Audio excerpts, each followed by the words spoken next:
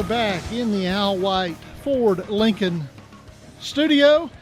Dennis Weaver, Josh Peterson, Rob Clutter, Danny Catalano, Brian Markham here bringing you the scoreboard edition of Friday Night Thunder, sponsored by Ascend Federal Credit Union, ascendfcu.org, and Honest Abe Log Homes. Honest Abe with their model home at I-24 exit 78A. They have the house that you've always dreamed of. It's Honest Abe Log Homes. Speaking of Rutherford County, up in Rutherford County, brand new high school, Stewart's Creek, just opened up. Didn't play the couple of years of JV ball. They went straight into big boy ball. Stewart's Creek opened their season, their history. When they write the history of Stewart's Creek football, it's going to say that they played Ravenwood in the first game. And it's also going to say that Michael Hackney of the Middle Tennessee Sports Network called that game. Michael joins us on the phone. Mike, are you with us? Yes, I am. Well, I know it wasn't a great outcome per se for Stewart's Creek tonight, but there had to be some bright spots for the young school. Yeah, there were. Mason Hall looks to be a pretty good quarterback. Of course, he came over from Father Ryan, and he said to the DMJ that if he'd stayed at Father Ryan, he would have been the Fighting Irish's starter this year. Maybe they wouldn't have lost to Overton tonight. But the run game looks really good. They had a touchdown on a sweeper right at the end of the game. Katavis Bradley scoring that. They actually almost had a touchdown and a kickoff return. Centarius Lyons was running down his own sideline. Looked like he was going to go for pay dirt on a kickoff return, but he was brought down by a Ravenwood player. It wasn't the kicker. It was somebody who managed to catch up to him in the end. But, yeah, there are a few bright spots for Stewart's Creek, and there is a lot of work that Ravenwood needs to do despite the big win. They left a lot of gaps, and their defense fell asleep at times with the big lead that they had. We're talking to Michael Hackney, of course, with the Middle Tennessee Sports Network. You can check out their game of the week at mtsnonline.com. Mike, next week's kind of a weird week, I think, or what game are you covering next week? We're going to go to Smyrna, where they're hosting Cane Ridge.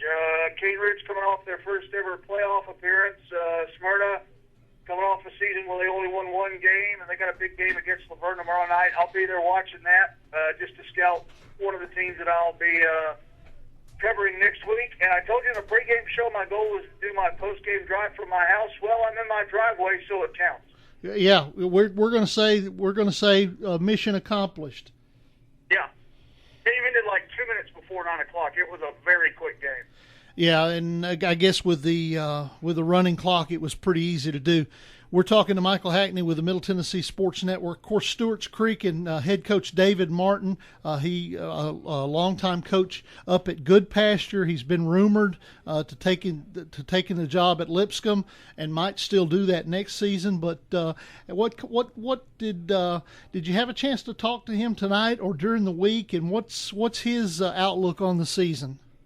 No, I've never really had a chance to talk to Coach Martin. All the communication I've done has been with Ron Young, one of the assistant coaches. I would like to talk to Coach Martin, though. You know, it's very interesting.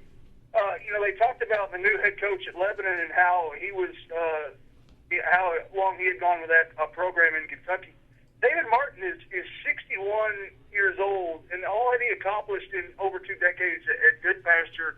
You'd think a head coach like him would either retire or go coach another, prominent program and continue his legacy. But, he goes to a brand new school, a brand new program, and he's going to build everything from the ground up. They couldn't practice until last month. Even then, they'd start without football.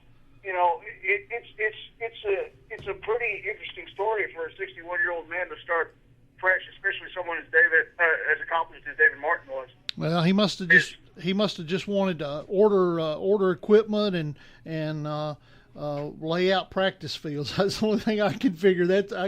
My hat's off to him. Mike, we appreciate it. We'll talk to you in the pregame show next week, and hopefully we'll be on a little bit better schedule come next week. Okay. All right, man. We'll talk to you next Friday night from Smyrna. All right. That's Michael Hackney with the Middle Tennessee Sports Network.